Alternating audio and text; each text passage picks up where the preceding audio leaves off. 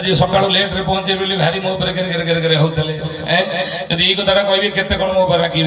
आप जो कहते शिवधन कथा जो पचारे जानी ना ये जो आम स्कूल 500 पिला ये 500 पिला भितर जो दी जन को आप पचारे से 2 जन भारी बालुंगा पिला ये शिवधन कौन चलीगला शगटे हाथ पुरी भांगी दवा पिला जदि आप शिवधन कौन मुझे से विषय जानी मो कान खबर पहुँचनी जदि ये भांगी देते मो मासक दरमार काटिकी से शिवधन आप तैयारी करदेवी आउे नुआ आप ये कथा हेडमास्टर आगे कहते स्कूल इन्स्पेक्टर करे घटना कौन रामायण विषय चलती ये पिला को पचार से कहे मुझे जानी शिवधन किए भांगी आउ जन पचार आखि चुची बापा मार राणा खाई कहे मुझे भांगी किए भांगी देखेनी मास्टर जी साहित्य सार कहते बालुंगा पिला भांगी देते मो मासक दरमार काटिकी से तैयारी करदेवी आप हेडमास्टर जनइबेनि फटाफट चलती कौन रागी पाती जाए हेडमास्टर ऑफिस पहुंचले हेडमास्टर कहले सारे आप झाड़नाला आंटी ना पाठ पढ़ा कौन चलती ना कौन है कि ना सब मास्टर साहित्य मास्टर सी पढ़ाऊला रामायण विषय मु पिला पचारे शिवधनटा किए भांगी गोटे पिला को आखि छुँची बापा माराणा खाई कहे भांगी आउ जन कहे सी भांगी ना देखनी मुझे भांगी तो मास्टर जी से कहे आप कथा हेडमास्टर जनइबेनि ये 2टा भारी बालुंगा पिला जब भांगी देते मो मासक दरमार काटिकी तैयारी कर पाठ पढ़ा चलती हेडमास्टर हाथ जोड़ते कहले धारे फ्रिज रू ठंडा पानी बोतल दौर पीके मुंडा ठंडा कर बस पड़ू जलिया मगेजी आप खाईदे गला बेलू गाड़ी तेल खर्च देदेवी आप रागंतनी मत आप खाली ये चुपचार बस देखो मुझे करुच्ची कौन कौन खाली देखे से पिला 2टा किए से पिला 2टा किए मुझे जानी शिवधन भांगी से पिला 2टा किए मुझे देखे एत बालुंगा पिला मो मो स्कूल पढ़े ना आज गार्डियन को रखे जब टीसी देकी मु विधान करती मत कहे खाली देखो मुझे करुच्ची कौन अच्छा मास्टर से मास्टर को आज सकाल पर रागी पहुंचला बेटी ट्रांसफर न कर मत आप चिन्हे जो शिवधन कथा कहना सेमती केते टंका पड़ो कि 3 डबल खर्च आप दे मो दरमार काटिक जा आप तैयारी करदे ये कथा आप पढ़देवे तेणु शेष डाण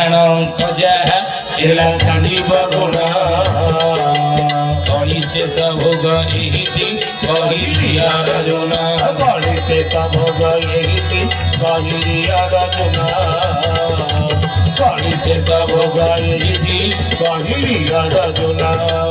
दशरथ सुत मुंडे 3 अंक चढ़ दशरथ सुत सुत कहले पुओ दशरथ कतटी पुओ 4टी पुओ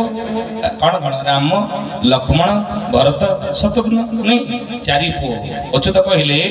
दशरथ सुत मुंडे 3 अंक चढ़ माने 4 मुंडे 3 चढ़ यदि 4 मुंडे 3 लिखिदेवा ताले गणितर छात्र माने बुझे 4 के 3 थर गुणवा 4 के 3 थर गुणले केते हो कि आउ गणना बुझे 4 मुझे मोर जन सांग घर मो सांगर 12 वर्षर पुओटे मत हाथ जोड़ी नमस्कार कला बोली ये किए मो पुओ बा बोले पाठ पढ़ी ना हाँ स्टैंडर्ड 7 पढ़ुची और इंग्लिश मीडियम पाठ पढ़ी कि ना तो कमी जानलु मुझे हाथ जोड़ी नमस्कार कला एपटे तू भी कहलु स्टैंडर्ड 7 पढ़ी जानी इंग्लिश मीडियम पढ़दब ना किमी ते नमस्कार करता कि बोले प्रातः काल उठ के रघुनाथ माता पिता गुरु नामई माता त्रैया जुगे दशरथ 4 पुओ राम लक्ष्मण भरत शत्रुघ्न सकाळु सकाळु उठी पिता माता गुरुंकर पाद छुई नमस्कार करुले नहीं सा प्रथमा संस्कृति विश्ववारा जो संस्कृति सारा विश्व रे श्रेष्ठ प्रथम ताउजी भारतीय संस्कृति आ भारतीय संस्कृति रे 5 जन को देवतार सम्मान दिया जाइए देवता ज्ञान करने दरकार काठ पत्थर माटीर मूर्ति कागज फटोरे दिय देवता को आम पूजा करुचे पाद तले मुंडिया मारुचे कि भारतीय संस्कृति में 5 जन चलती देवता अच्छा जहाँ पाद तले प्रतिदिन आम मुंडिया मारिबा दरकार मिले मारे कौन मिल आम कहूँ से 5 जन देवता किए चलती देवता एक रहे मातृदेव भव माँ हेले प्रथम देवता 10 मास 10 दिन गर्भ में धारण कर पिला को जन्म दे कहले आदि गुरु शंकराचार्य उदात मंत्र कुपुत्र जायते क्वचित विगमातना भवति पृथिव्यां पुत्रास्ते जननी बहवः सन्ति शरणा परं ते संमध्ये विरल तरलो अहं तपसदः मदीयोऽयं त्यागः समुचित विरमणो तपसिवे कुपुत्र जायते क्वचित विगमातना भवति वो कुपुत्र ही परे माँ के बेले कुमाता नुह तेणु सकाळु पिला उठी मार पाद छुई नमस्कार करने दरकार जदि करूनी माँ मैंने शिखे द्वितीय देवता है कि ପିତୃଦେବ ଭବ ବାପା ହେଲେ ଦ୍ୱିତୀୟ ଦେବତା ପିତା ସ୍ୱର୍ଗ ପିତା ସତ୍ୟ ପିତା ହିଁ ପରମ ତପ ପିତରି ବିଧିମାତ୍ମନେ ପ୍ରିୟନ୍ତେ ସର୍ବ ଦେବତା ବାପା ହେଲେ ଦ୍ୱିତୀୟ ଦେବତା ନାଇଁ ପାଦ ଛୁଇଁ ମୁଣ୍ଡିଆ ମାରିଛ ନା ପିଲେ ପାରୁନ କାଲି ଠାରୁ ସବୁ ମାରିବ ସକାଳୁ ଉଠିକି ହେଲା ସନ୍ଧ୍ୟା ବେଳକୁ ଆସି ମତେ କହିବ ଦ୍ୱିତୀୟ ଦେବତା ହେଲେ ପିତୃଦେବ ଭବ ତାଙ୍କ ପାଦ ଛୁଇଁକି ନମସ୍କାର କରିବା ଦରକାର ତୃତୀୟ ଦେବତା ହେଲେ କି ଆଚାର୍ଯ୍ୟ ଦେବ ଭବ ମା ମାନେ ପିଲାଙ୍କୁ ସ୍କୁଲକୁ ପଠଉଛନ୍ତି ବୁଝେଇକି ପଠେଇବେ ବୁଝେଇକି ପଠେଇବେ କଣ ବାବାରେ ସ୍କୁଲ ଯାଉଛୁ ଗୁରୁଜୀ ଗୁରୁମା ଅଛନ୍ତି ତାଙ୍କ ପାଦ ଛୁଇଁକି ମୁଣ୍ଡିଆ ମାରିବରେ ଧନ ଚତୁର୍ଥ ଦେବତା ହେଲେ କିଏ କି ଅତିଥି ଦେବ ଭବ ଘରକୁ ଅତିଥି ଅଭ୍ୟାଗତ କୁଣିଆ ମୈତ୍ର ଯଦି ଆସନ୍ତି ନା ମା ମାନେ ଛୁଆକୁ ବୁଝେଇକି ପଠେଇବେ ବାବୁରେ ତାଙ୍କ ପାଦ ଛୁଇଁକି ନମସ୍କାର ମାରିବୁ କରିବୁରେ ଧନ ପଞ୍ଚମ ଦେବତା ହେଲେ କି ବ୍ରାହ୍ମଣ ଦେବ ଭବ ବ୍ରାହ୍ମଣ ସାଧୁ ସନ୍ଥଙ୍କୁ ଯୋଉଠି ଦେଖିବା ମା ମାନେ ପିଲାଙ୍କୁ ଶିକ୍ଷା ଦେବେ ତାଙ୍କ ପାଦ ଛୁଇଁକି ନମସ୍କାର କରିବା ପାଇଁ ମା ମାନେ କହେ ଖାଲି ଆମେ ଶିକ୍ଷା ଦେବୁ ତା ବାପା କଣ କରିବ କି ତା ବାପା କଣ କରିବ ଆମେ ତାକୁ ଜନ୍ମ ଦେଲୁ ଗୋମତ ପୋଛିଲୁ ଖାଇବା ପିଇବାକୁ ଦେଲୁ ବଡ କଲୁ ତା ବାପା କଣ କରିବ ଆମେ ସବୁ ଖାଲି ଶିକ୍ଷା ଦେବୁ କାହିଁ ତା ବାପା କରୁ ଶିଖଉନି ନା ବାପା ଶିଖେଇବ ନାହିଁ ମା ଶିଖେଇବ କାହିଁକି ମା ହିଁ ସନ୍ତାନର ପ୍ରଥମ ଶିକ୍ଷା ହେଇଥାଏ ସ୍ୱାମୀ ପଛେ ଜୁହାରୀ ହେଇଥାଉ ସ୍ୱାମୀ ପଛେ ଅଧର୍ମୀ ହେଇଥାଉ ସ୍ୱାମୀ ପଛେ ଦୁରାଚାର ହେଇଥାଉ ସ୍ୱାମୀ ପଛେ ଯାହା ହେଇଥାଉ ନା କାହିଁକି କିନ୍ତୁ ଗୋଟେ ମା ଯଦି ପୁଣ୍ୟ ଗର୍ଭା ହେଲା ନା ଅସୁର ସ୍ୱାମୀ ସହିତ ସମ୍ପର୍କ ସ୍ଥାପନ କରି ମଧ୍ୟ ପ୍ରହ୍ଲାଦ ଭଳି ଦେବ ସନ୍ତାନ ସେ ଜନ୍ମ କରିପାରିବ କୟାଦୁ ହେଲେ ପୁଣ୍ୟ ପ୍ରାଣ ପତିବ୍ରତା ନାରୀ ହିରଣ୍ୟକଶିପୁ ଗୋଟେ ଅସୁର ସ୍ୱାମୀ ଅସୁର ହେଲେ କଣ ହବ ମା ପେଟରୁ ପ୍ରହ୍ଲାଦ ଜନ୍ମ ହେଲା ଭକ୍ତ ଜନ୍ମ ହେଲା ତେଣୁ ମା ଶ୍ରେଷ୍ଠ ହବା ଦରକାର ଗୋଟିଏ ସ୍କୁଲରେ ଶିକ୍ଷକ ପଚାରିଲେ ପିଲାଙ୍କୁ ପିଲେ କୁହ ଚାଉଳ ସବୁ ପିଲେ ଚାଉଳ କହିଲେ ଗୋଟେ ପିଲା ପାଟିରେ ଖାଲି ଚାଉର ବସିଲା ସାର୍ କହିଲେ ଏଇ ଆଜି ତ ସ୍କୁଲ ଶେଷ ସମୟ ହେଇଗଲାଣି କାଲିକି ଭଲକି ଘୋଷିକି ଆସିଥିବୁ ହେଲା ତ ମାଆକୁ କହିବୁ ରାତିରେ ଭଲ ଘୋଷେଇ ଦବ ତା ପରଦିନ ପିଲା ସ୍କୁଲ ଆସି ପହଞ୍ଚିଲା ସାର୍ କହିଲେ ହେଇଯାଇଛି ନା ହଁ ମା ମତେ 2 ଘଣ୍ଟା ଖଣ୍ଡେ ରାତିରେ ପୁରା ଘୋଷି ଦେଇଛି ସିରିଏଲ ନ ଦେଖିକି ନା କହ ତ ଚାଉଳ ପିଲା ପୁଣି କହିଲା ଚାଉର କାଲି ଠାରୁ କହିଲିନି ତତେ ପୁଣି ସେଇ ଚାଉର ହଉଛୁ ତ ମା କୁ କହିଥିଲେ ଘୋଷେଇ ଦେବାକୁ ତୁ ରାତିରେ ଖବର ଦେଇଥିଲି ମା କଣ ଘୋଷେଇନି ନା ମା ମତେ 2 ଘଣ୍ଟା ଖଣ୍ଡେ କଣ ରାତିରେ ଘୋଷେଇ ଦେଇଥିଲା ନା ମା ତତେ କେମିତି ଘୋଷେଇଲା କାଲି ତ ମାଆକୁ ଟିକେ ସ୍କୁଲକୁ ନେଇକି ଆସିବୁ ତହିଁ ପରଦିନ ପିଲା ତା ମାଆକୁ ଧରି ଯାଇ ସ୍କୁଲରେ ପହଞ୍ଚିଲା ମା କହିଲା ସାର୍ ମୋ ପିଲା ଏମିତି କଣ ଭୁଲ କଲା ଯେ ଆପଣ ଶେଷରେ ମତେ ସ୍କୁଲକୁ ଡକେଇଲେ ନା ଗୋଟିଏ ଶବ୍ଦ ପଚାରିଲି ପିଲାମାନଙ୍କୁ କୁହ ଚାଉଳ ସବୁ ପିଲାମାନେ ଚାଉଳ କହିଦେଲେ ତମ ପିଲା କାଲି ଠାରୁ ଖାଲି ଚାଉର ହଉଛି ତା ହାତରେ ଖବର ଦେଇଥିଲେ ରାତିରେ ଟିକେ ଘୋଷେଇ ଦେବ କଣ ଘୋଷେଇ ନା ମା କହିଲା 2 ଘଣ୍ଟା ଖଣ୍ଡେ ପରେ ରାତିରେ ମୁଁ ତାକୁ ଘୋଷେଇ ଦେଇଛି ସିରିଏଲ ନ ଦେଖିକି ନା ଘୋଷେଇଛ ତମ ପିଲା କହିପାରୁନି ନା କହିପାରିବନି କାହିଁ କହିପାରିବନି ରାତିରେ ବା ମୋ ଆଗରେ 10 ଥର ଖଣ୍ଡେ ବସି କହିଛି କହିପାରିବନି କେମିତି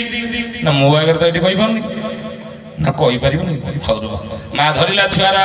ହାତ କହିଲା ବାବୁଲା ଦେଇ କାଲି ରାତିରେ 10 ଥର ଖଣ୍ଡେ ତୁ ମୋ ଆଗରେ କହିଦେଲୁ ସେ ଚାଉରଟା ଟିକେ ଆଉ ଥରେ ସାର୍ଙ୍କୁ ଶୁଣେଇଦେଲୁ କହିଦେ ଆଉ ଥରେ ସେ ଚାଉର କହିଦେ ସାର୍ କହିଲେ ତା ପାଟିରୁ ଶୁଣିବା ଦରକାର ନାହିଁ ତମ ପାଟିରୁ ଶୁଣିନେଲି ସେତିକି ଯଥେଷ୍ଟ ଯା ମା ଚାଉର କହେ ତା ପିଲା କଣ କେବେ ଚାଉଳ କହିବ ନା ମାତା ଯଦି ଅଟେ ଅଜ୍ଞାନ ଶିଶୁ କିପରି ହେବ ମହାନ ମା ହିଁ ସନ୍ତାନ ପ୍ରଥମ ଶିକ୍ଷୟିତ୍ରୀ ତେଣୁ ଏହି ମା ମାନେ ପିଲାକୁ ଆପଣ ଶିକ୍ଷା ଦେବେ ଛୋଟ ବଡ଼ ପିଲାକୁ ଗଢ଼ିବା ଦାୟିତ୍ୱ ମା ଗର୍ଭରୁ ଗଢ଼ିବା ଦାୟିତ୍ୱ ଆପଣଙ୍କର ବୁଝିଲେ ଯଦି ଆପଣ ଚାହୁଁଛନ୍ତି ଆମ ଗର୍ଭରୁ ଆମ ପରିବାରରେ ରାମ କୃଷ୍ଣ ଭଳି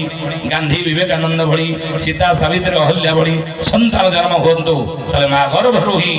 ଦିନଚର୍ଯ୍ୟା କେମିତି ହେବା ଦରକାର ଆଚରଣ କେମିତି ହେବା ଦରକାର ମାର ଗୁଣ କର୍ମ ସ୍ୱଭାବ ଖାଦ୍ୟପେୟର ପ୍ରଭାବ ସୂକ୍ଷ୍ମ ରୂପରେ ଗର୍ଭସ୍ଥ ସନ୍ତାନ ଉପରେ ପଡ଼ିଥାଏ ବୁଝିଲେ ତେଣୁ ମୁଁ ମୋ ସାଙ୍ଗକୁ କହିଲି ତୋ ପୁଅ ଇଂଲିଶ ମିଡ଼ିୟମରେ ପାଠ ପଢ଼ିଛି ତ ସେଇଥିପାଇଁ ହାତ ଯୋଡ଼ିକି ନମସ୍କାର କଲା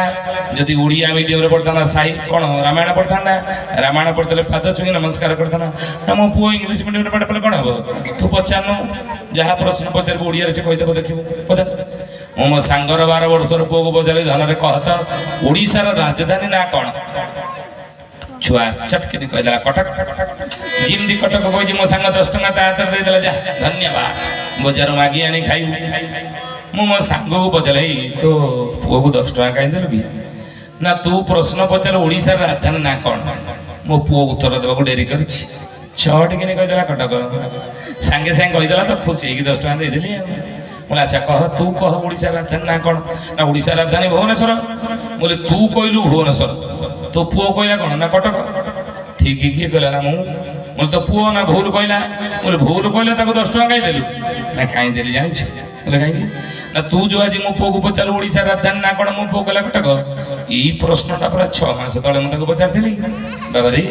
ओडिसा राजधानी ना कोन कहलु धन 6 मास तळे सेदिन मो पुओ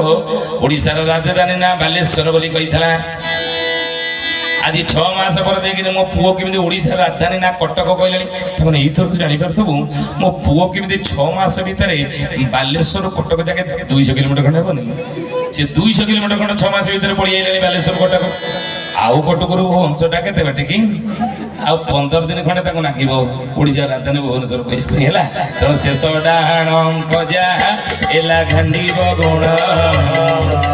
पाली से सब गई थी कहिलिया रजुना पाली से सब गई थी कहिलिया रजुना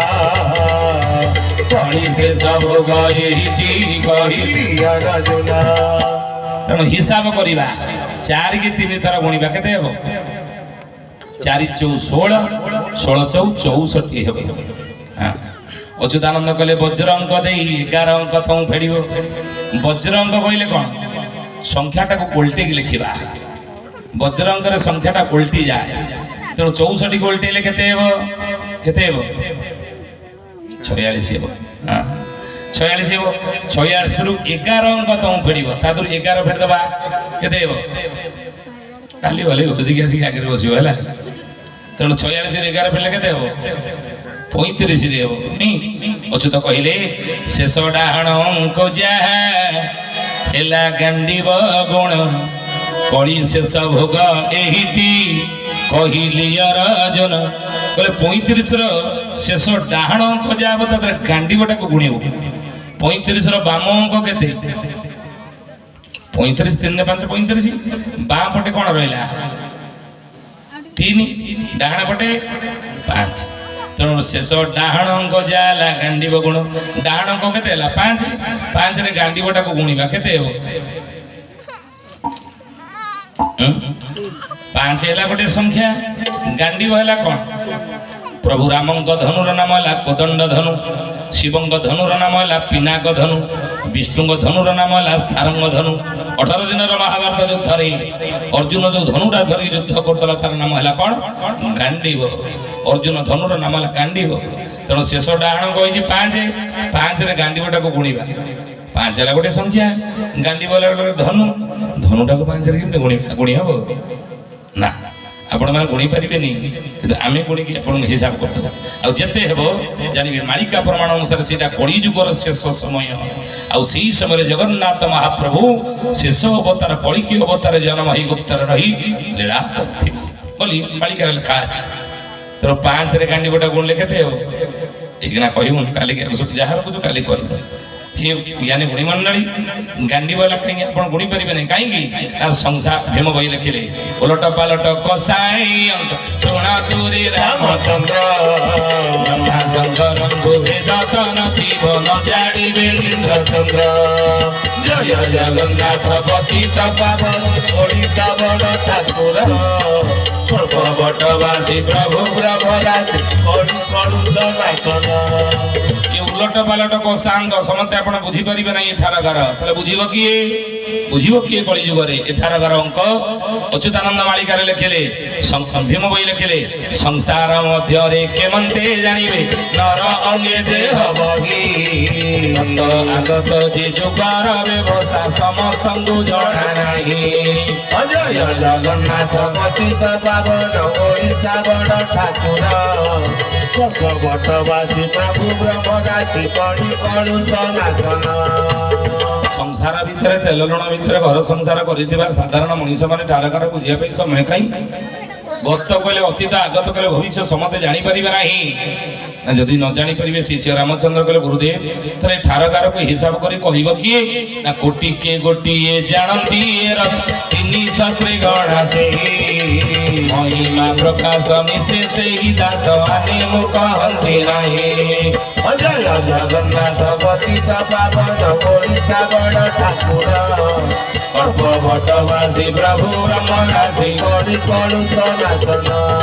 କଳି ଯୁଗରେ ଗୋଟିଏ ଲୋକ ମୋ ଠାର କାର ଅଙ୍କ ଗଣନାକୁ ବୁଝି ବୁଝାଇ ପାରିବେ ତାଙ୍କର ସଂଖ୍ୟା କଳି ଯୁଗରେ କେତେ 300 କହିଲେ କେତେ 1000 ବଛା ବଛା ଭକ୍ତ ମାନେ କଳି ଯୁଗରେ ସାରା ସଂସାର ମୋର ଜନ୍ମ ହେଇଥିବେ ଚାରି ଯୁଗର ଭକ୍ତ କଳି ଯୁଗରେ ଜନ୍ମ ହେଇଥିବେ ଭଗବାନ ଆସିବା ପୂର୍ବରୁ ଆଗେ ଭକ୍ତ ଆସି ଯାଇଥାନ୍ତି ଭକ୍ତ ନ ଆସିଲେ ପ୍ରଭୁଙ୍କର ଅବତାର ହୁଏ ତେଣୁ ଚାରି ଯୁଗର ଭକ୍ତ ମାନେ ଜନ୍ମ ହେଇଥିବେ କିନ୍ତୁ ମୋ ଠାର କାର ଅଙ୍କ ଗଣନାକୁ ହିସାବ କରିବ କିଏ 3000 ବଛା ବଛା ଭକ୍ତ ମାନେ ମୋର କଳି ଯୁଗରେ ଜନ୍ମ ହେଇଥିବେ ଯେଉଁ ମୋ ମାଳିକାକୁ ବୁଝି ବୁଝାଇ ପାରିବେ ଅଚ୍ୟୁତ ଠାର ଯେ କହିବ ନିଜେ ଭକ୍ତ ସେହି 256 ଜଣଙ୍କୁ ଏହି ଗ୍ରନ୍ଥ ମିଳଇ 256 ଜଣଙ୍କୁ ଏହି ଗ୍ରନ୍ଥ ମିଳଇ 256 ଜଣଙ୍କୁ ଏହି ଗ୍ରନ୍ଥ ମିଳଇ ମୋ ଠାରଗାରକୁ ଯିଏ ବୁଝି ବୁଝାଇ ପାରିବ ଜାଣିବୁ ରେ ସେ ମୋର ଭକ୍ତ ଆଉ କଳି ଯୁଗରେ 256 ଜଣଙ୍କୁ ମାଳିକା ପୋଥି ମୋର ମିଳିଥିବ ତାଳପତ୍ର ପୋଥି ଅଚ୍ୟୁତାନନ୍ଦଙ୍କର ତାଳପତ୍ର ପୋଥି 256 ଜଣ ଭକ୍ତ ମୋର ପାଇଥିବେ ଆଉ ସେଇମାନେ ମୋ ମାଳିକାକୁ ବୁଝି ବୁଝାଇ ପାରିବେ କଳି ଯୁଗର ଲୋକମାନଙ୍କୁ ଆଉ ଅଚ୍ୟୁତାନନ୍ଦ କହିଲେ ବାବୁରେ ବାରଣ ବେଳକୁ ଧନ ବାଣ୍ଟିବି ଚିହ୍ନି ନ ପାରିବେ କେହି ବହୁଳ ଚିହ୍ନି ନ ପାରିବେ କେହି 185 ଗ୍ରନ୍ଥ ବୁଝାଇବି ସମ୍ବଳରେ ଉଠେ ହୋଇ ଜୟ ଜଗନ୍ନାଥ ଜୟ ଜଗନ୍ନାଥ ଜୟ ଜଗନ୍ନାଥ ଜୟ ଜଗନ୍ନାଥ ପଞ୍ଚସଖା ଠାରୁ କହିବା ପାଇଁ କି ଏଥୁ ବଳି କେହି ନାହିଁ ବହୁଳ ଏଠୁ ବଳି କେହି ନାହିଁ ଛନ୍ଦି ବାନ୍ଧି କରି ଯେତେ କହିବ ତା ପେଟ ପୋଷି ନୁହଁଇ ତୁ ଦିଆ ପାଞ୍ଚ ନିତ୍ୟ ପଞ୍ଚସଖା 256 ଆଉ ବହୁଳ 256 ଆଉ ଶୁଣିଠାରେ ଅରକ୍ଷିତ ଦାସ ସର୍ବ ପରିଶ୍ରେଷ୍ଠ ହେଉ ଜୟ ଜଗନ୍ନାଥ ଜୟ ଜଗନ୍ନାଥ ଜୟ ଜଗନ୍ନାଥ ଜୟ ଜଗନ୍ନାଥ କଳି ଯୁଗ ଶେଷ ବେଳେ ଆମେ ପଞ୍ଚସଖା ମାନେ ଥର ଥର କରି 13 ଥର ଜନ୍ମ ହେବୁ ଏ ପଞ୍ଚସଖା କି ନା ଆଗମ ଭାବ ଜାଣି ଯଶୋବନ୍ତ ଆଗମ ଭାବ ଜାଣି ଯଶୋବନ୍ତ ଏହାର କଟା ଯନ୍ତ୍ର ଜାଣି ଅନନ୍ତ ହାର କଟା ଯନ୍ତ୍ର ଜାଣି ଅନନ୍ତ আগত নাগত অচ্যুত ভণে আগত নাগত অচ্যুত ভণে বড় রাম দাস তত্ত্ব বখাণে বড় রাম দাস তত্ত্ব বখাণে ভগবতী ভাব জানি জগন্নাথ ভগবতী ভাব জানি জগন্নাଥ পঞ্চসখায়ে ওড়িশা মহন্ত পঞ্চসখায়ে ওড়িশା মহন্ত ଓଡ଼ିଶାକୁ ଯଦି ଗୋଟେ ମଠର କଳ୍ପନା କରିବା ଆଜିକୁ 600 ବର୍ଷ ତଳେ ଓଡ଼ିଶା ରୂପକ ମଠରେ 5 ଜଣ ମହନ୍ତ ଜନ୍ମ ହେଇଥିଲେ ଅଚ୍ୟୁତ ଅନନ୍ତ ଯଶୋବନ୍ତ ଜଗନ୍ନାଥ ବଳରାମ ଯେତେବେଳେ ଗଜପତି ରାଜା ପ୍ରତାପ ରୁଦ୍ର ଦେବ ପୁରୀରେ ରାଜା ଥିଲେ ଅଚ୍ୟୁତାନନ୍ଦ ଜନ୍ମ ହେଇଥିଲେ କଟକ ଜିଲ୍ଲାର ତିଳକଣା ଗ୍ରାମରେ ନେମାଳ ପଦ୍ମବନ ପାଖରେ ଯଶୋବନ୍ତ ଦାସ ଜନ୍ମ ହେଇଥିଲେ ଜଗତସିଂହପୁର ନାଇଲ ନନ୍ଦୀଗ୍ରାମ ଅଢଙ୍ଗଗଡ଼ରେ ଶିଶୁ ଅନନ୍ଦଙ୍କର ଜନ୍ମସ୍ଥାନ ହେଉଛି ଖୋର୍ଦ୍ଧା ଜିଲ୍ଲା ବାଲିପାଟଣା ଉତ୍ତରା ଛକପୁର ଭିତରୁ ଗଲେ ପଡ଼ିବ 10-12 କିଲୋମିଟର ଏବଂ ବଳରାମ ଦାସଙ୍କର ଜନ୍ମସ୍ଥାନ ହେଉଛି ପୁରୀ ଜିଲ୍ଲା ଏବଂ ଜଗନ୍ନାଥ ଦାସଙ୍କର ଜନ୍ମସ୍ଥାନ ହେଉଛି କପିଳେଶ୍ୱର ଶାସନ ପୁରୀ ଏ ପଞ୍ଚସଖା ମାନଙ୍କର କଳି ଯୁଗରେ ଜନ୍ମ ସ୍ଥାନ ଏ ଚୈତନ୍ୟଙ୍କର ପଞ୍ଚସଖା ବୁଝିଲେ ଏ ଅଚ୍ୟୁତାନନ୍ଦ ମହାପୁରୁଷ କହିଲେ ଆମେ ପଞ୍ଚସଖା ମାନେ କଳି ଯୁଗରେ ଥର ଥର କରି 13 ଥର ଜନ୍ମ ହେବୁ କେତେ କେବେ ଜନ୍ମ ହେଇଥିଲେ 1500 ଖ୍ରୀଷ୍ଟାବ୍ଦ ସମୟରେ 600 ବର୍ଷ ତଳେ ଜନ୍ମ ହେଇଥିଲେ ଅଚ୍ୟୁତାନନ୍ଦ 120 ବର୍ଷ ବଞ୍ଚିକିରି ଚାଲିଗଲେଣି କିନ୍ତୁ ମହାପୁରୁଷ ଅଚ୍ୟୁତ କହୁଛନ୍ତି ଥର ଥର କରି କଳି ଯୁଗରେ ଆମେ 13 ଥର ଜନ୍ମ ହେବୁ ଏବଂ ଶେଷ ଜନ୍ମରେ ଆମ ମାଳିକାକୁ ଆମେ ହିଁ ବୁଝେଇବୁ କହିଲେ ଅଚ୍ୟୁତ ବାରଣ ବେଳକୁ ବିହନ ବାଣ୍ଟିବି ଚିହ୍ନି ନ ପାରିବେ କେହି ବହୁଳ ଚିହ୍ନି ନ ପାରିବେ କେହି 185 ଗ୍ରନ୍ଥ ବୁଝାଇବି ସମ୍ବଳରେ ଉଦେ ହୋଇ ଜୟ ଜଗନ୍ନାଥ ଜୟ ଜଗନ୍ନାଥ ଜୟ ଜଗନ୍ନାଥ ଜୟ ଜଗନ୍ନାଥ ଦ୍ୱାପର ଯୁଗର ସୁଦାମ ହିଁ କଳି ଯୁଗରେ ଅଚ୍ୟୁତ ଏ ପଞ୍ଚସଖା ମାନଙ୍କ ଭିତରେ ମହାପୁରୁଷ ଅଚ୍ୟୁତାନନ୍ଦ କି ନା ସତ୍ୟ ଯୁଗେ କୃପା ଜଳ ତ୍ରେତୟାରେ ନଳ ଦ୍ୱାପରେ କୃଷ୍ଣ ସୁଦାମ ଗୋପୀ ସଙ୍ଗେ ଖେଳ କଳି ଯୁଗରେ ଅଚ୍ୟୁତ ନାମ ବହିଥିବ କଳଙ୍କି ପୁରୁଷ ସଙ୍ଗେ ଖେଳା କରୁଥିବ କଳିଯୁଗରେ ଯିଏ ଅଚ୍ୟୁତାନନ୍ଦ ସତ୍ୟ ଯୁଗରେ ସେ ଥିଲେ କୃପାଜଳ ଋଷି। କଳିଯୁଗରେ ଯିଏ ଅଚ୍ୟୁତ ତ୍ରେତୟା ଯୁଗରେ ଥିଲେ ସେ ନଳ ରାମଙ୍କ ସମୟରେ। କଳିଯୁଗରେ ଯିଏ ଅଚ୍ୟୁତାନନ୍ଦ ଦ୍ୱାପର ଯୁଗରେ କୃଷ୍ଣଙ୍କର ବାଲ୍ୟ ସଖା ସୁଦାମ ଥିଲେ। ଆଉ କଳିଯୁଗରେ ସେଇ ସୁଦାମ ହିଁ ଅଚ୍ୟୁତ। ବୁଝିଲେ? ଥର ଥର କରି 13 ଥର ଜନ୍ମ ହେବେ। ଆମ ମାଳିକାକୁ ଆମେ ନିଜେ ବୁଝେଇବୁ। ମୁଁ ନିଜେ ଜନ୍ମ ହେବି, ମୋ ମାଳିକାକୁ ମୁଁ ନିଜେ ବୁଝେଇବି। ଶିଷ୍ୟ ପଚାରେ ଗୁରୁଦେବ ଆପଣ କୋଉଠି ରହିବେ ଟିକେ ଠିକଣା ଫିକଣା ଦଉନାହାନ୍ତି ନା, କୋଉ ମଠ ବାଟିରେ କହୁନାହାନ୍ତି ନା, ହେବ ମୋର ବାସ ଶୁଣ ରାମ ଦାସ ରାହସ୍ତ ବରାଏ ମୁହି ବହୁଳ ଲୋକାହତ ପରାଏ ମୁହି। ସନ୍ନ୍ୟାସର ଚିହ୍ନ କିଛି ନ ରହିବ ତୁତେ ଗଲୁ ଆମ୍ଭେ କହି। ଜୟ ଜଗନ୍ନାଥ ଜୟ ଜଗନ୍ନାଥ ଜୟ ଜଗନ୍ନାଥ ଜୟ ଜଗନ୍ନାଥ। ହେବ ମୋର ବାସ ଶୁଣ ରାମ ଦାସ ଗ୍ରାହସ୍ଥ ପରାଏ ମୁହିଁ। ମୁଁ ଗୃହସ୍ଥ ଧର୍ମରେ ଥିବି। ସନ୍ନ୍ୟାସର ଚିହ୍ନ କିଛି ନ ରହିବ। ମୋ ଠାରେ ସନ୍ନ୍ୟାସ ଲକ୍ଷଣ କେହି କଳି ଯୁଗରେ ଦେଖିବାକୁ ପାଇବେ ନାହିଁ। ବୁଝିଲେ? ମୋ ମାଳିକାକୁ ମୁଁ ନିଜେ ଜନ୍ମ ହେଇକି ବୁଝେଇବି। ତେଣୁ ଅଚ୍ୟୁତାନନ୍ଦ କହିଛନ୍ତି ଠାର ଗାରକୁ କେମିତି ବୁଝିବା। ଶେଷ ଡାହାଣଙ୍କ ଯାହା ହେଲା ଗାଣ୍ଡିବ ଗୁଣ। ଡାହାଣ କହିଛି 5, ତାହେଲେ ଗାଣ୍ଡିବଟାକୁ ଗୁଣିବା। ଗାଣ୍ଡିବାଲା ଗୋଟେ ଧନୁ, ଧନୁଟାକୁ 5ରେ କେମିତି ଗୁଣିବା? ଗୁଣି ହେବ ନା। କିନ୍ତୁ ଆପଣ ଗୁଣି ପାରିବେନି, ଆମେ ଗୁଣି କହିଦେବୁ। 5ରେ ଧନୁଟାକୁ ଗୁଣିଲେ କେତେ ହେବ? ବୁଝିଲେ? ତେଣୁ ହିଁ ଜ୍ଞାନୀ ଗୁଣି ମଣ୍ଡଳୀ ଶୁଦ୍ଧି ଜାନେ। କିନ୍ତୁ ସହଜରେ କେମିତି ଜାଣିବା? ଶିଷ୍ୟ ରାମଚନ୍ଦ୍ର କହିଲେ ଗୁରୁଦେବ ଇଏ ଠାରଗାର ସମସ୍ତେ କଳିଯୁଗରେ ବୁଝିପାରିବେନି, କିନ୍ତୁ ସରଳ ଭାଷାରେ ଟିକେ କୁହନ୍ତୁ ସାଧାରଣ ଲୋକ କେମିତି ବୁଝିପାରିବେ କଳିଯୁଗ କେବେ ଶେଷ ହେବ, ଜଗନ୍ନାଥ କଳ୍କି ଅବତାର କେବେ ହେବେ। ଯେମିତି ବର୍ଷା ବର୍ଷିଲା ବେଳେ ଆମେ ଯଦି ଝରି ପୋକ ଉଡ଼ିବା ଦେଖନ୍ତି ତାହେଲେ କ'ଣ ଭାବିବା କହିଲେ? କ'ଣ ଭାବିବା? ବୋଧେ ଝରି ବର୍ଷା ହେବ ନା କ'ଣ? ଇଏ ହେଉଛି ସହଜରେ ଜାଣିବାର ଉପାୟ। ନହେଲେ ଝରି ପୋକ କାହିଁ ଉଡ଼ିଥାନ୍ତା? ସେଇଭଳି ରାତିରେ ଶୋଇଛେ କୁକୁଡ଼ା ବୋବିବା ଆପଣ ଶବ୍ଦ ଶୁଣିଲେ ଗାଁ ଗହଳିରେ କ'ଣ ଭାବିବେ? ରାତି ପାଇଲା ବେଳେ ହେଇଗଲା ନା କ'ଣ, ନହେଲେ କୁକୁଡ଼ା କାହିଁକି ବୋବିଥାନ୍ତା? ସେଇଭଳି ଯେଉଁମାନେ କଳରେ ପାନ ଜାକିକି ରାତିରେ ଶୁଅନ୍ତି, ଯଦି ପାନଟା ଟିକେ ପିତା ପିତା ଲାଗେ କ'ଣ ଜାଣନ୍ତି, କ'ଣ ଭାବନ୍ତି? ନା ବୋଧେ ରାତି ପାଇଲା ବେଳେ ହେଇଗଲା ନା କ'ଣ, ନହେଲେ ପାନ କାହିଁକି ପିତା ଲାଗିଥାନ୍ତା? ଇଏ ହେଉଛି ସହଜରେ ଜାଣିବାର ଉପାୟ, ଗୋଟେ ଲକ୍ଷଣ ସଂକେତ। ସେଇଭଳି ଛୁଆ ଦେହ ଯଦି ଉଷୁମ ଉଷୁମ ଲାଗେ ମା ମାନେ ଡରିଯାଆନ୍ତି, ମୋ ଛୁଆ ଦେହ ଉଷୁମ ଲାଗିଲାଣି ଆଉ ଜର ଫର ହବ ନା କ'ଣ? ତ ସେଇଭଳି ହି ଗୁରୁଦେବ ପ୍ରକୃତିରେ କ'ଣ କ'ଣ ସଂକେତ ଗୁଡ଼ିକ ଆମେ ଦେଖିଲେ କଳିଯୁଗର ସାଧାରଣ ଲୋକମାନେ ଜାଣିବେ ଏଇଟା କଳିଯୁଗ ଶେଷ ସମୟ। ଜଗନ୍ନାଥ କଳ୍କି ଅବତାର ହିସାବରେ ହେଇସାରିଥିଲେ, ଯୁଗ ପରିବର୍ତ୍ତନ ବେଳେ ଆସିଗଲା ବୋଧେ। ସେଇ କଥା ଟିକେ କହୁନାହାନ୍ତି ନା, ଅକାଳରେ ଲିମ୍ବ କଢିଆ ଚରିବ କାଳିଆ ଭବଉର, କାଳି କୋକିଳ ରାବିବ ବାରଙ୍ଗ ପୁରୁଷ ପୁତ୍ର ପ୍ରସବ। ଜୟ ଜଗନ୍ନାଥ ପତିତ ପାବନ ଓଡ଼ିଶା ବଡ଼ ଠାକୁର। ଭକ୍ତବାସୀ ପ୍ରଭୁ ପ୍ରବରାସୀ ଫଳି ପଡ଼ୁ ସନାତନ। ଅକାଳରେ ଲିମ୍ବ କୋଡ଼ି ଆଚରିବ। ଏ ରାମଚନ୍ଦ୍ର ଅଦିନରେ ଲିମ୍ବ ଗଛରେ ଲିମ୍ବ କୋଡ଼ି ଧରିବାର କଳିଯୁଗର ଲୋକମାନେ ଯେତେବେଳେ ଦେଖିବେ ଜାଣିବେ ଯେ ଏଇଟା କଳିଯୁଗର ଶେଷ ସମୟ ଆସିଗଲା ବୋଲି ମାଳିକା ପ୍ରମାଣ ଅନୁସାରେ। ଆଚ୍ଛା, ଅଦିନରେ ଲିମ୍ବ ଗଛରେ ଲିମ୍ବ କୋଡ଼ି ଧରିବା ଆପଣମାନେ କିଏ ଦେଖିଲେଣି କି? ନା ଦେଖିନାହାନ୍ତି? ମୁଁ ଦେଖିଛି, ଆପଣମାନେ ଅନେକ ଦେଖିଥିବେ। ଅକାଳେ ଆମ୍ବ ବଉଳ, ଅଦିନରେ ଆମ୍ବ ଗଛରେ ଆମ୍ବ ବଉଳ ଧରିବା ଯେଉଁଦିନ ଆମେ ଦେଖିବା ଜାଣିବା ଯେ ଏଇଟା କଳିଯୁଗ ଶେଷ ବୋଲି ମାଳିକାରେ ଲେଖା ଅଛି। ଆପଣମାନେ ଅନେକ ଦେଖି ସାରିବେଣି ଅଦିନରେ ଆମ୍ବ ଗଛରେ ଆମ୍ବ ବଉଳ ଧରିବା। ଆଉ କ'ଣ? ଅକାଳେ କୋକିଳ ରାବିବ ବାରଙ୍ଗ। ଏ ବାରଙ୍ଗ ଅଦିନରେ ଯେତେବେଳେ କୋଇଲି ବୋବେଇବାର କଳିଯୁଗର ଲୋକମାନେ ଶୁଣିବେ। କୋଇଲି କୋଉ ଋତୁରେ ବୋବାଏ? ଋତୁ କେଇଟା? ଗ୍ରୀଷ୍ମ ବର୍ଷା ଶରତ ହେମନ୍ତ ଶୀତ ବସନ୍ତ 6ଟା ଋତୁ। କୋଇଲି କୋଉ ଋତୁରେ ବୋବାଏ? ବସନ୍ତ ଋତୁରେ କୋଇଲି ବୋବାଏ। କିନ୍ତୁ ଆଜି ଦେଖନ୍ତୁ କୋଇଲି ମଧ୍ୟ ଡାଉଟରେ ପଡ଼ିଗଲାଣି, କେତେବେଳେ କେଉଁ ଋତୁ ଆସୁଛି ସେ ଜାଣିପାରୁନି। ଜାଣିପାରୁଛି କାହିଁକି? ଋତୁଚକ୍ର ପରିବର୍ତ୍ତନ ହେଇଯାଇଛି, ପାଣିପାଗ ବଦଳିଗଲାଣି, ପରିବେଶ ପରିବର୍ତ୍ତନ ହେଇଗଲାଣି, ଜଳବାୟୁ ପରିବର୍ତ୍ତନ ହେଇଗଲାଣି ବୋଲି ଆପଣମାନେ ଶାଗୁଣା ଦେଖିଥିବେ। ମଉସାମାନେ ବସନ୍ତି, ଶାଗୁଣା ଦେଖିନାହାନ୍ତି ନା? ମୁଁ ଦେଖିଛି ମୋ ପିଲାଦିନେ। ଏଇଟା ଗୋଟେ ଶାଗୁଣା କୋଉଠି ଆପଣ ଦେଖିବାକୁ ପାଉଛନ୍ତି ନା? କାହିଁକି? ଜଳବାୟୁ ପରିବର୍ତ୍ତନ ହେଇଗଲା, ପାଣିପାଗ ବଦଳିଗଲା, ପରିବେଶ ସେମାନେ ଖାପ ଖାଇ ଚଳିପାରିଲେନି, ତାଙ୍କ ସଂଖ୍ୟା କମିଗଲା। ନଈଆ ଚଢ଼େଇ ବସା କୋଉଠି ଦେଖିବାକୁ ପାଇବେ ନାହିଁ। ଋତୁଚକ୍ର ପରିବର୍ତ୍ତନ ଫଳରେ ଆଜି କୋଇଲି ମଧ୍ୟ ଡାଉଟରେ ପଡ଼ିଗଲାଣି, କେତେବେଳେ କୋଉ ଋତୁ ଆସୁଛି ସେ ଜାଣିପାରୁନି। ଅଦିନରେ ସେ ବୋବିବା ଆପଣମାନଙ୍କ ଶୁଣିଥିବେ, ଆମେ ଶୁଣିଲୁଣି। ଜାଣିବା ଯେ କଳିଯୁଗର ଏଇଟା ଶେଷ ବେଳା। ଆଉ କ'ଣ? ଅକାଳରେ ଲିମ୍ବ କଢ଼ିଆ ଚରିବ, ଅକାଳେ ଆମ୍ବ ବଉଳ, ଇ ଅକାଳେ କୋକିଳ ରାବିବ ବାରଙ୍ଗ ପୁରୁଷ ପୁତ୍ର ପ୍ରସବ। ଆଉ ଗୋଟିଏ ଘଟଣା ଯେତେବେଳେ ଦେଖିବ କ'ଣ ପୁରୁଷ ପୁତ୍ର ପ୍ରସବ ପୁରୁଷ ମାନେ ଯେତେବେଳେ ପିଲା ଛୁଆ ଜନ୍ମ କରିବାର ଆପଣ ଦେଖିବେ କି ଶୁଣିବେ ଜାଣିବେ ଏଇଟା କଳି ଯୁଗର ଶେଷ ସମୟ ହେଲା ବୋଲି ମା ମାନେ ଶୁଣୁଥିବେ କ'ଣ ଭାବୁଥିବେ କହିଲେ ଯାହା ଆମ ଦୁଃଖ ଗଲା କାହିଁକି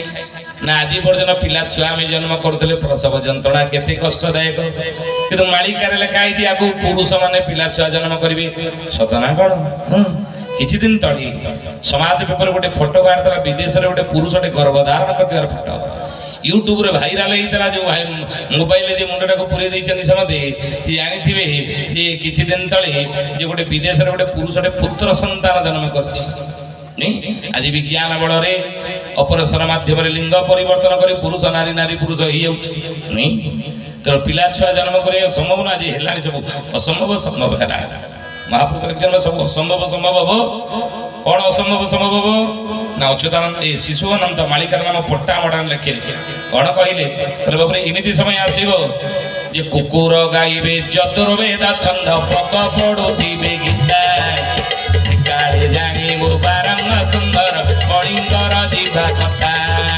ଜୟ ଜଗନ୍ନାଥ ପତିତ ପାବନ ଓଡ଼ିଶା ବଡ଼ ଠାକୁର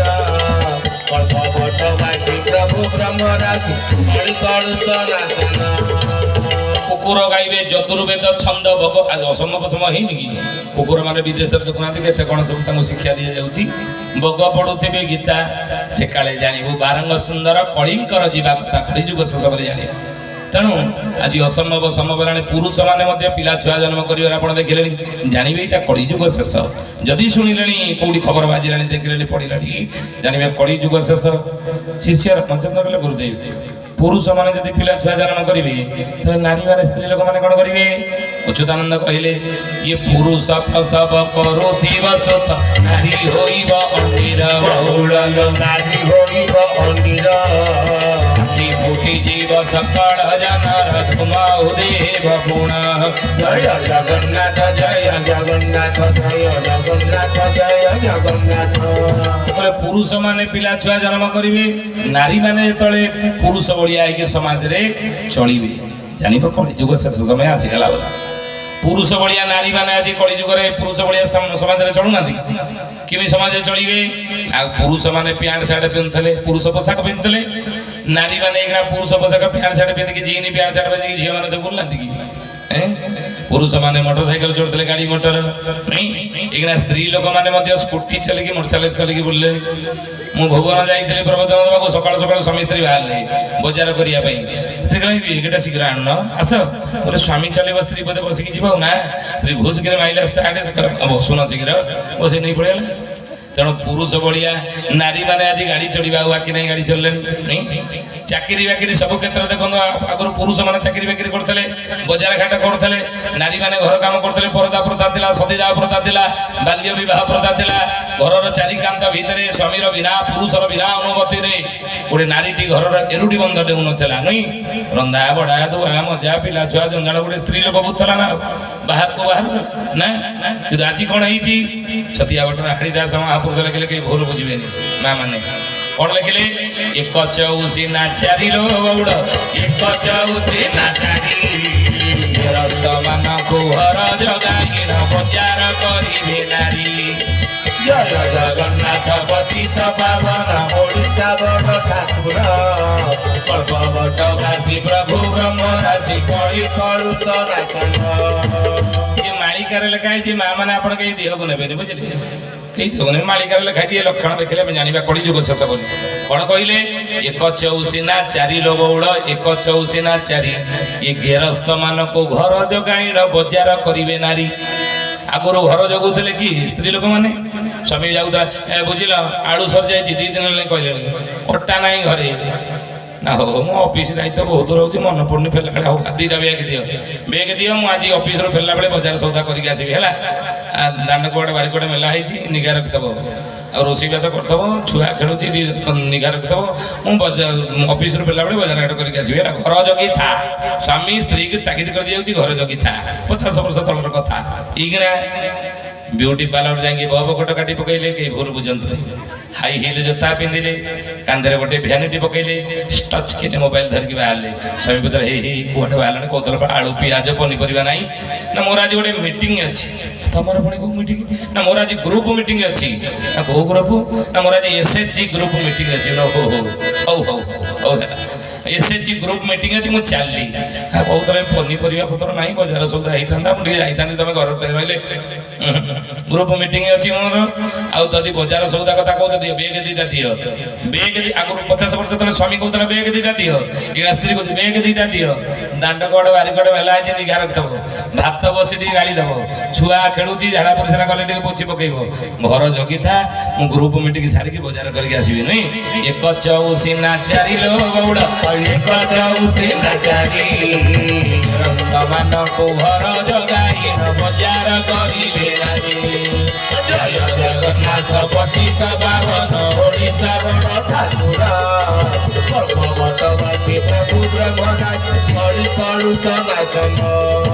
ଅଚ୍ୟୁତାନନ୍ଦ ମହାପୁରୁଷ ମାଳିକାରେ ଏଇ କଥା ଲେଖିଲେ, କଳିଯୁଗ ଶେଷ ସମୟ ହବାର ସଂକେତ ସୂଚନା କଣ? ନା ଚନ୍ଦ୍ର କିରଣ ଲୁଚିବ ଆକାଶେ, ଚନ୍ଦ୍ର କିରଣ ଲୁଚିବ ଆକାଶେ, ପୁରୁଷ ରହିବେ ନାରୀଙ୍କ ବସେ, ପୁରୁଷ ରହିବେ ନାରୀଙ୍କ ବସେ। ଏତେ ଏତେ କଥା ହୋଇଲେ ଜାଣ,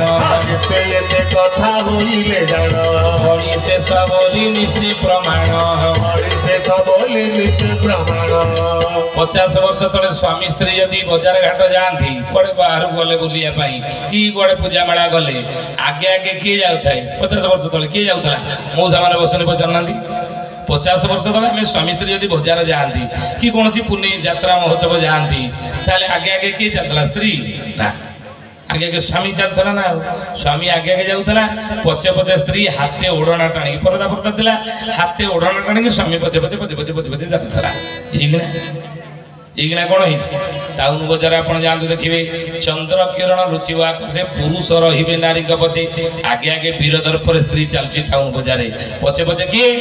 ଗୃହପାଳିତ ସ୍ୱାମୀ। ଗୃହପାଳିତ ମାନେ କଣ? ଗୃହପାଳିତ ମାନେ ଗାଈ ଛେଳି ମେଣ୍ଢା, ଇଏ ଗୃହପାଳିତାଙ୍କୁ କହନ୍ତି। ତେଣୁ ଗୃହପାଳିତ ସ୍ୱାମୀ ମାନେ କଣ? ନା ଟାଉନ ବଜାରରେ ଆପଣ ଦେଖିବେ ବିୟୁଟି ପାର୍ଲର ଯାଇକି ବବ କଟିକି ହାଇ ହିଲ୍ ଜୋତା ପିନ୍ଧି, କାନ୍ଧରେ ଭ୍ୟାନିଟି ପକେଇ, ନାରୀ କେଶରେ ମୋଟେ ଖୁର ବାଜିବା କଥା ନୁହଁ। ଗୋଟେ ପ୍ରବାଦ ଅଛି, ସବୁ ଯୁଗରେ ଯେତେବେଳେ ନାରୀ କେଶ ମୁକୁଳା କରିଛି, ସେତେବେଳେ ଯୁଗ ଶେଷ ହେଇଛି। ଯେଉଁଦିନ ନାରୀ ତାର ମର୍ଯ୍ୟାଦା ଲଙ୍ଘନ କରିବ, ମୁକୁତ ଯୌବନ ହେବ, କେଶ ମୁକୁଳା କରିବ, ଜାଣିବ ଯେ ସେଇଦିନ ଯୁଗ ଶେଷର ସମୟ ଆସିଗଲା। ସବୁ ଯୁଗରେ, ସତ୍ୟ ଯୁଗରେ ମୁକ୍ତ କେଶା ମୌନାବତୀ ପାଇଁ ମୁରାସୁର ମରିଥିଲା। ଦେବୀ ଦୁର୍ଗା ମହିଷାସୁରକୁ ମାରିଲା ବେଳେ କେଶ ମୁକୁଳା କରିଦେଇଥିଲେ। ସତ୍ୟ ଯୁଗ ଶେଷ ହେଇଗଲା, ମହିଷାସୁର ଗଲା।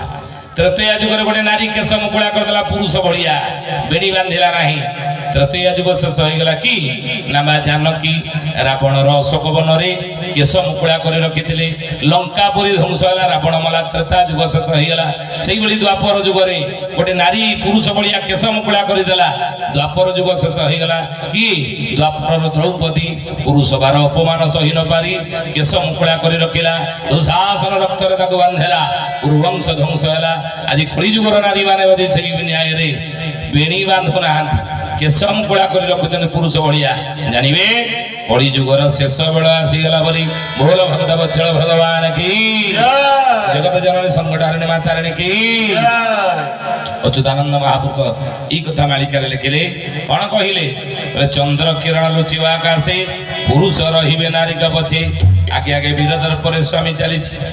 ଆଗେ ସ୍ତ୍ରୀ ଚାଲିଛି ଆଜିକା ଦୁନିଆରେ। ପଛେ ପଛେ କିଏ? ଗୃହପାଳିତ ସ୍ୱାମୀ। ଗୃହପାଳିତ ମାନେ କହିବାର ଅର୍ଥ କଣ? ନା ବୀର ଦର୍ପରେ ସ୍ତ୍ରୀ ଚାଲିଲା କଟକ ଭୁବନେଶ୍ୱରରେ, ପଛେ ପଛେ ଗୃହପାଳିତ ସ୍ୱାମୀ କରେ କଣ? ନା ଗୋଟେ ହାତରେ ପରିବା ବ୍ୟାଗ, ଆର କାକରେ ଛୁଆ କାଖ ହେଇଥିବ। ଆଉ ଟାଉନ ବଜାରରେ ସ୍ତ୍ରୀ ଲୋକମାନେ ଛୁଆକୁ କାଖଉନାହାନ୍ତି, କାଖଉଛନ୍ତି, ସ୍ୱାମୀ ମାନେ କାଖଉଛନ୍ତି, ସ୍ତ୍ରୀ ଲୋକମାନେ କାଖଉନାହାନ୍ତି। ତେଣୁ ଏତେ ଏତେ କଥା ହୋଇଲେ ଜାଣ, ଏତେ ଏତେ କଥା ହୋଇଲେ ଜାଣ, ଶେଷ ବୋଲି ନିଶ୍ଚୟ ପ୍ରମାଣ, ଶେଷ ବୋଲି ନିଶ୍ଚୟ ପ୍ରମାଣ। ତାର ବଚନ କହିବେ ନିଜ କାନ୍ତକୁ ନାରୀ, ବାରାଙ୍ଗନା ବେଶ ବହିବେ ଭିଡ଼େ ଲଜ୍ଜା ନ କରି, ବାରାଙ୍ଗନା ବେଶ ବହିବେ ଭିଡ଼େ ଲଜ୍ଜା ନ କରି, ବାରାଙ୍ଗନା ବେଶ ବହିବେ ଭିଡ଼େ ଲଜ୍ଜା ନ କରି। କଳିଯୁଗ ଶେଷ ସମୟ ଆସିଗଲା ବୋଲି कौन लक्षण देखिले आम जाना संकेत आम से अंकटा तो काली बुझेबा डाणक 5 रे गांडी कि साधारण लोक केमी जानवे ये कलिजुग शेष बोली जो तू कार वचन कहे निज कांत गुनारी कांत कहले कौन स्वामी स्वामी की स्त्री माने आगुरी कौन कहते 50 वर्ष तले आपण बोली कहून कि समाधान कर नी आपण रु खसी खसी खसी खसिकी कौ जगह थी तमे तमे रु एक खसिकी कौ जगह अच्छी तू मो बापा माँ खराब तो बापा माँ एत भल कहना तेणु जिते बड़े अच्युत कहले तुकार वचन कहे निज कांत गुनारी तारांगना बेश बहिबे धीरे लज्जा न करी तारांगना बेश बहिबे धीरे लज्जा न करी तारांगना बेश बहिबे धीरे लज्जा न करी तू बोली जिते कहे जान कलिजुग शेष होगा आज कहते कहना कि जानवे कलिजुग ये शेष बेला संकेत बारांगना बेश बहिबे बारांगना कहले कौन ना मुंडरे ओढ़ना न देवे गुरुजन देखिले छेरा पहरा न करिबे द्वार राति पाहिले छेरा पहरा न करिबे द्वार राति पाहिले छेरा पहरा न करिबे द्वार राति पाहिले मुंडरे ओढ़ना न देवे गुरुजन देखिले आ माँ मैंने आपण मुंडरे ओढ़ना देइछनी कोठी जुहार आपण पाद तले कहीं गोटे विवाहिता नारी ता मुंडर जदि अवगुंठन कले ओढ़ना खसई दिए थरुटीए ता स्वामीर आयुष 3 निमिष कमी जाए बुझिले मत जन भाई पचरा से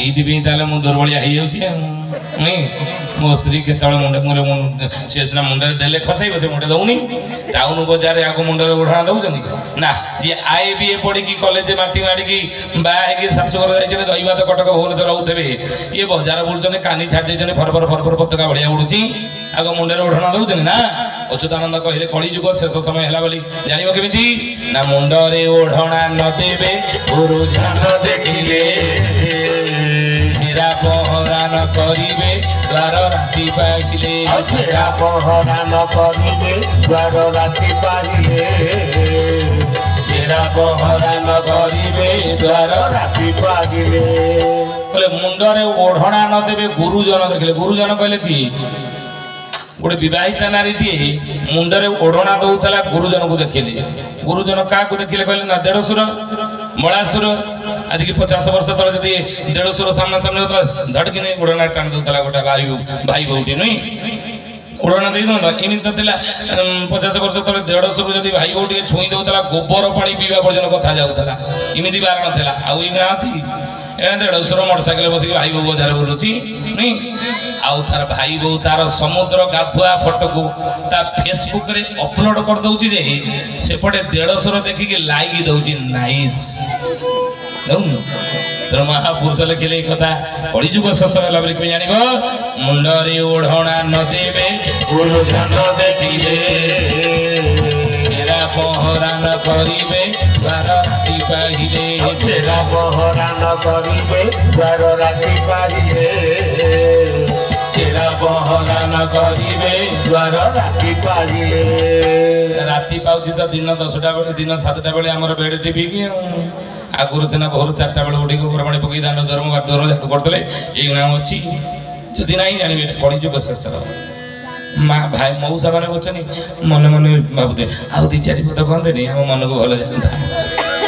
ये पटे माँ मैंने भावुए कहीं आम पार्टा एत कहले पटू 2-4 पद कहना खाली कह काली की कह पटू आउ 2-4 पद कह कलिजुग शेष होबार संकेत कौन लिखिं महापुरुष अच्युतानंद बुझे ये आज था 3.5 घंटा खंडे है बुझे तेणु हे ज्ञानी गुणी मंडली जो रखिलु काली आम आरंभ कर प्रसंग कौन ना भगवान ये धर्म एकाशी नाम महत्वपूर्णिया आउ कथा सब अढ़े दिनिया मनीष जीवन अनेक जन्म तपस्या फल मिली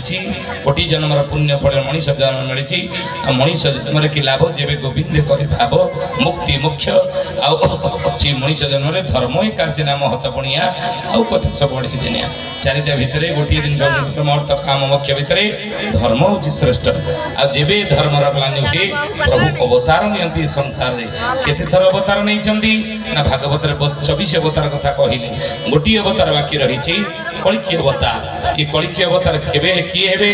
ଜଗନ୍ନାଥ ମହାପ୍ରଭୁ ହେବେ କେବେ ହେବେ ଯେବେ କଳିଯୁଗ ଶେଷ ହେବ କଳିଯୁଗ ଶେଷ କେତେବେଳେ ହେବ ଆମେ ଜାଣିବା ଆପଣଙ୍କୁ ତାର ସଂକେତ ଗୁଡ଼ିକ କହୁଛୁ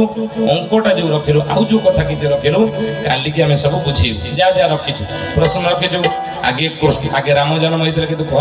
ଚୈତନ୍ୟ ମହାପ୍ରଭୁ କାହିଁ ରାମ ନାମକୁ ଆଗେ ରଖିଲେ ପାଟି ଯେଉଁମାନେ ମଲା ବେଳେ ମେଲା କରିକି ମରନ୍ତି ୟା ପରେ କୋଉ ଜନ୍ମ ହବ ଯେଉଁମାନେ ଆଖି ମେଲା କରିକି ମଲା ବେଳେ ମରନ୍ତି ୟା ପରେ କୋଉ ଜନ୍ମ ହବ ଯେଉଁମାନେ ମଲା ବେଳେ ଝାଡ଼ା ପରିସ୍ରା ହେଇଯାଏ ତାଙ୍କର ଜନ୍ମ ହବ ନା ନାହିଁ ତାର ଯଦି ଜନ୍ମ ହବ କୋଉ ଜନ୍ମ ହବ ଏ କଥା ଗୁଡ଼ିକ କାଲିକି ଆମେ ଆପଣଙ୍କୁ ଶୁଣିବୁ ହେଲା ହରି ହରି ହୋ ପାପ ତାପ ଶରଣ ସରୋଜ ପାଦେ ଶରଣ ସରୋଜ ପାଦେ यथो वाणी भाव आओ न मिलिब न मिलन्ति हरि वेदे न मिलन्ति हरि वेदे हरि बोल हरि बोल हरि हरि बोल हरि बोल हरि बोल हरि हरि बोल केशव माधव गोविंद